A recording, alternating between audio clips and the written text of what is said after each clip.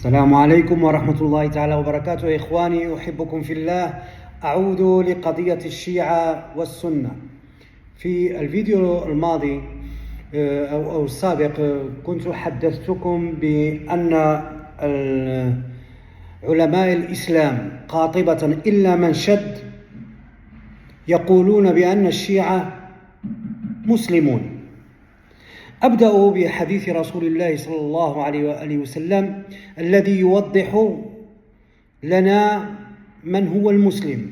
يقول سيدنا رسول الله صلى الله عليه وآله وسلم: من صلى صلاتنا واستقبل قبلتنا وأكل ذبيحتنا فذلك المسلم الذي له ذمة الله ورسوله. هذا الحديث يا إخوان به استدل شيخ الأزهر على موقفه، وبه استدل الشيخ صالح المغامسي إمام مسجد قباء من المعاصرين الحاليين على أن الشيعة مسلمون.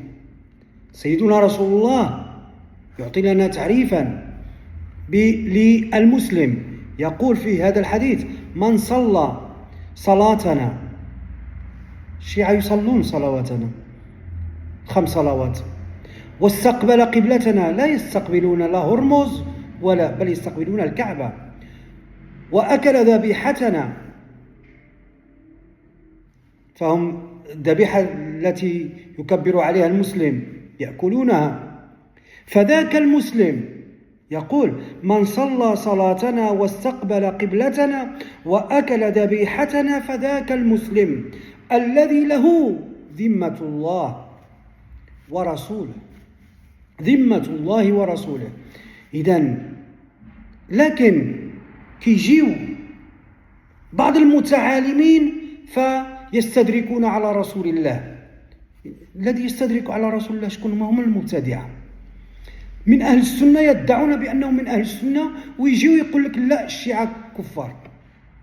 إذن من هذا الحديث العلماء، جهابذة العلماء عبر التاريخ الإسلامي لا يقولون بتكفير الشيعة هكذا بالإطلاق. أما الدخلاء على الشيعة الذين يسبون أمنا عائشة أو يكفرون الشيخين الجليلين أو يقولون بتحريف القرآن، هذو كلهم دخلاء على التشيع وعلى الشيعة. والشيعة قديما وحاضرا يتبرؤون منهم، الشيعة الرسمية في إيران يتبرؤون ممن يسب عائشة، ممن يقول بتحريف القرآن، ممن يكفر الشيخين الجليلين. إذن لماذا يقف كثير من المتعالمين بين الشيوخ ويصرون على تكفير الشيعة؟ تعالوا بنا إلى أقوال العلماء. أولا سنبدأ أيها الإخوة بأن الهوى التكفيري، هذا الهوى يعني كان من قديم، ولكن تعالوا بنا لنرى أين هو متمركز عند السلفيين المعاصرين. لكن تعالوا بنا لنرى أحد أئمة السلفية فيما مضى، وهو الإمام ابن القيم الجوزية، وهو تلميذ الإمام ابن تيمية. ماذا يقول؟ يقول: وقد روى أصحاب الصحيح. من هم أصحاب الصحيح؟ البخاري ومسلم. الإمام البخاري والإمام مسلم. يقول الإمام ابن القيم الجوزية يقول: وقد روى أصحاب الصحيح عن جماعة من الشيعة. هذا مسلم عند أهل الحديث، مسلم به. احنا البخاري ومسلم عن بعض الرواة اللي جو في السند في الصحيح شيعة.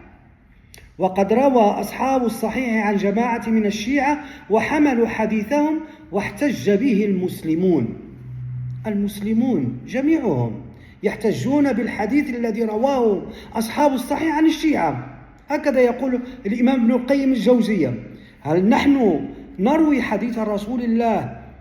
يعني هؤلاء الأئمة جاءوا لنا بحديث مروي عن كفرة. بعض السلفيين يقولون هؤلاء كفرة. البخاري ومسلم روى حديث رسول الله صلى الله عليه وسلم من كفرة؟ مستحيل. إذن يقول ابن القيم: وقد روى أصحاب الصحيح عن جماعة من الشيعة وحملوا حديثهم واحتج به المسلمون، ولم يزل الفقهاء ينقلون خلافهم ويبحثون معهم، والقوم، يعني يتكلم عن الشيعة، والقوم وإن أخطأوا في بعض المواضع لم يلزم من ذلك أن يكون جميع ما قالوه خطأ. انتهى كلام ابن القيم الجوزية. إذن شيء غريب، البخاري ومسلم يأتون بأحاديث عن رسول الله صلى الله عليه وسلم ويعتبرونها أحاديث صحيحة وفي سندها شيعة. هذه الأحاديث الصحيحة التي جاء بها أصحاب الصحاح تثبت على أن رواة الحديث ما كانوا يعتبرون الشيعة كفار، لا البخاري ولا مسلم أبدا. تعالوا بنا إلى أحد المعاصرين الحاليين، الإمام، ليس الحاليين وإنما الذي مات قبل عقود، وهو الإمام زاهد الكوثري. الإمام زاهد الكوثري هذا معروف، كان إماما حنفيا ماتريديا، يقول إنهم إخوان، يتكلم عن الشيعة، إنهم إخوان يقوون، يعني تكون لهم القوة بالتآخي والتصافي، ويذلون بالتناحر والتجافي إلى أن يصبحوا لقمة سائغة في حلق المغتصب الماكر. يتكلم الإمام زاهد الكوثري عن السنة والشيعة، يقول هم إخوان يقوون بالتآخي والتصافي، يعني يصيرون أقوياء بالتآخي والتصافي، ويذلون، يعني السنة والشيعة كيصيروا مدلولين بالتناحر، إذا تناحروا فيما بينهم، بالتناحر والتجافي إلى أن يصبحوا لقمة سائغة في حلق المغتصب الماكر. فهمتم؟ شوف العلماء. ولكن السلفيين هادو اللي كيكفروا الشيعة، اش كيقولوا على زاهد الكوثري؟ مصيبة كيقولوا عليه. ولكن أنا جبت حجة ديال ابن القيم الجوزية، وقبل ما نجيب الكلام ديال ابن القيم الجوزية أنا ما عنديش مكتوب هنا الكلام ديال الإمام ابن تيمية، إمامهم لا يقر أبدا بتكفير الشيعة أبدا، فهو يقول لا بد من تفصيل، لا بد. أما الذين يقولون لا إله إلا الله محمد رسول الله، يقول هم المقدمون.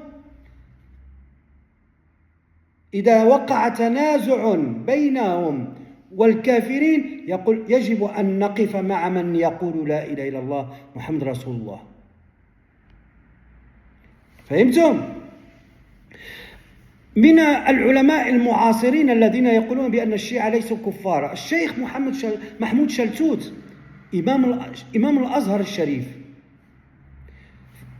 كان قبل عقود. شيخ الأزهر الشيخ محمود شلتوت أصدر فتواه، وهي أعلم عند كل طالب علم في العالم الإسلامي كله، وهذه الفتوى ما زال الأزهر الشريف يقرها. ماذا قال الشيخ محمود شلتوت؟ جائز التدين والتمذهب بالمذهب الجعفري، وهو الذي هذا الشيخ الجليل شيخ الأزهر هو الذي أدخل المذهب الجعفري لكي يدرس في الأزهر. فالمذهب الجعفري مذهب خامس يدرس في الأزهر، كما في إيران اليوم المذاهب السنية تدرس في الجامعات الإيرانية. لماذا هاد المشايخ هذوك يغطيو علينا هاد الحقائق؟ يرى العار، هاد الناس ما عندهم فين يتلاقوا ربي. الشيخ عبد الحميد محمود أيضا كان شيخ الأزهر بعد شيخ محمود شلتوت، قال: الأزهر الشريف لا يحمل إلى إخواننا الإمامية والزيدية إلا كل ود. ما فهمتوا؟ ما كيحمل إلا الود تجاه الشيعة الإمامية. شيخ الأزهر الآخر جاد الحق فجاد الحق شيخ الأزهر الذي جاء بعد هؤلاء قال كلاما وقد نشر كلامه في جريدة اللواء الإسلامي. قال: إن أحكام التكفير على الشيعة بإطلاق قول يبرأ منه العلم والدين. هذا احنا ما كنتكلمش دابا كنتكلم على علماء مجتهدون، إما في إطار المذهب أو ذلك الاجتهاد الجماعي. ففي الأزهر هناك لجنة البحوث، وهناك فيها علماء كبار يقومون بإصدار الفتاوى تكون وفق المذهب الشافعي أو وفق المذاهب الإسلامية كلها. الأزهر الشريف، وما أدراك ما الأزهر الشريف. إنجلترا حينما كانت تريد أن تضرب الشعوب الإسلامية وتستعمرها كانت تقول لا بد من ضرب الأزهر. الأزهر يا إخوان قلعة الإسلام والمسلمين، فيها علماء لا يمكن لأحد من ذي بصيرة أن يبدعهم أو أن يفسقهم أو أن يضرب بفتاواهم عرض الحائط أبدا. الأزهر الشريف، وما أدراك ما الأزهر الشريف.